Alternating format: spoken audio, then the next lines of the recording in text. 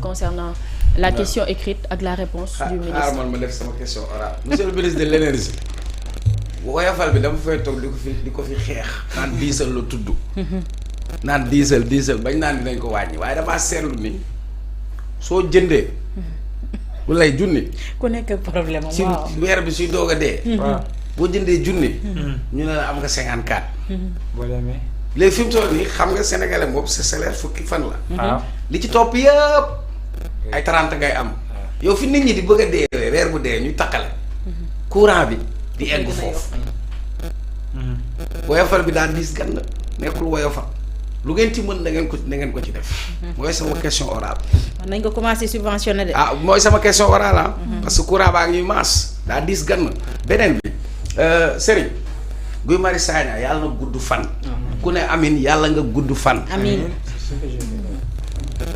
récemment ci weeru koor gi dama bokk ak moom émission yàlla def na mu nekk suma xarit muy wax sax ne daf ma bëgg ci xolam mais moom bëgguma sax man maa ko bëgg man li tax man may bëgg nit ci ay principe la ci ay jikko xam nga garabu guy dafa taxaw li tax garabu guy mën a taxaw dëgg mooy dafa am ay reen Guy Marius Sagna mooy ay principe reen Guy Marius Sagna mooy ay conviction reen Guy Marius Sagna mooy sa capacité de résister Guy Marius Sagna mosoo ko dégg mu wax benn façon bi kii de moo doon député te demul assemblée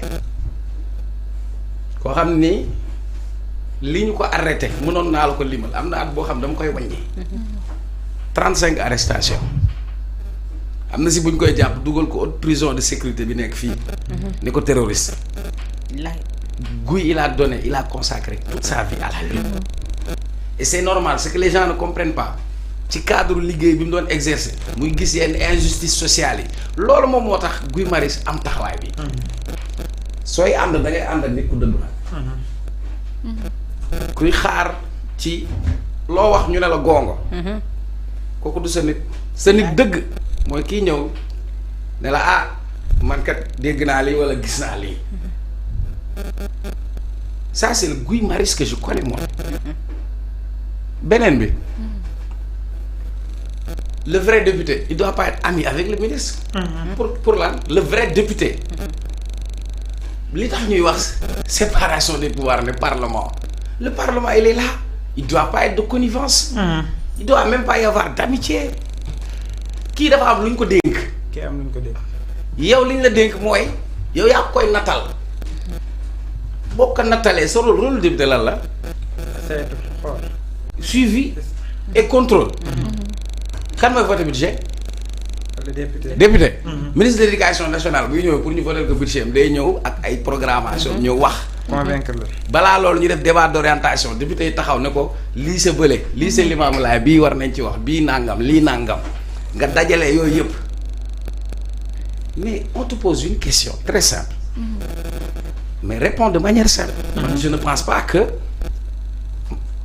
Guirassy que je connais que je respecte beaucoup ak niveau bi mu am il avait beaucoup de sang-froid ak li mu contribué il a été ministre de la communication sous Abdoulaye Wade école bi gën a mag ci école privée yi mu ne ca bi ñu ko joxee ñëpp ne kii ñu leen ko jox de mate na ko lu dëgg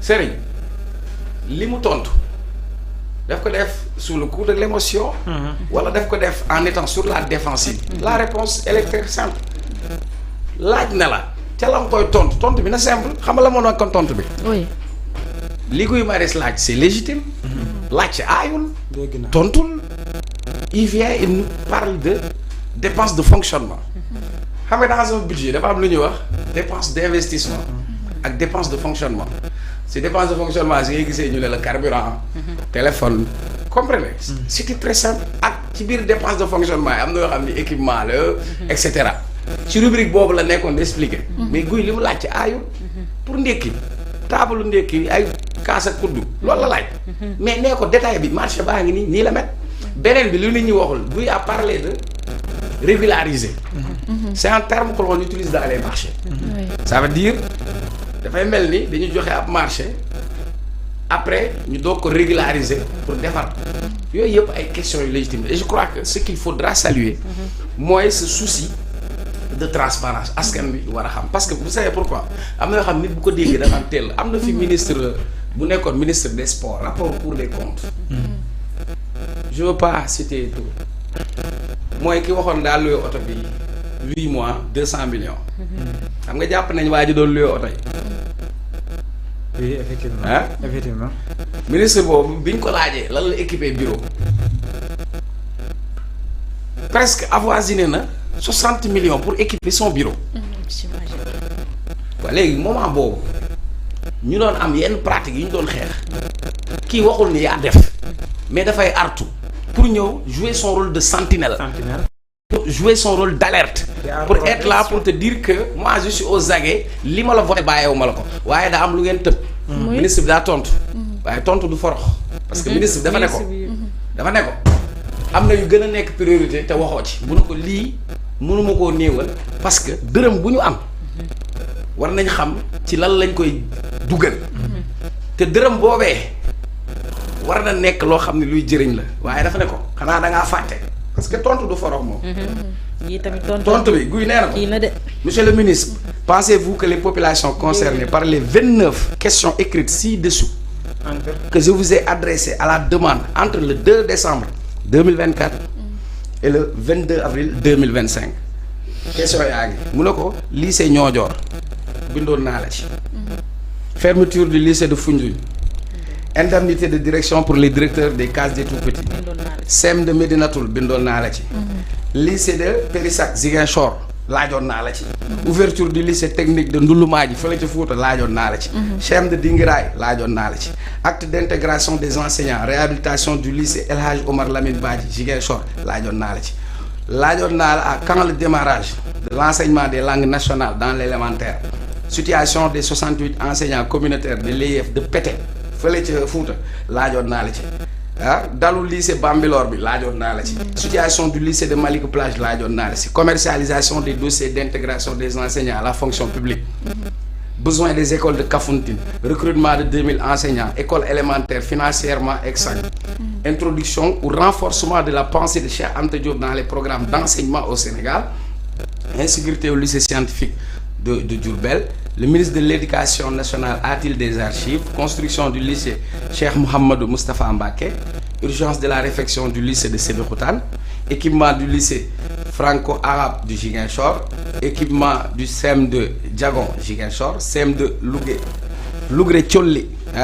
Bourse des élèves maîtres. Situation des lycées du lycée de Niack. Situation du CEM de Mbaga. Absence de manuel en CE1 et CE2 depuis 10 ans. mais pareegul de mu ne ko monsieur le ministre desaan na beneen comme da nga ne nañ ko gën a recentrer. intervention yi si enjeu éducation nationale moo taxoon ma laaj la yeneen i laaj 11 questions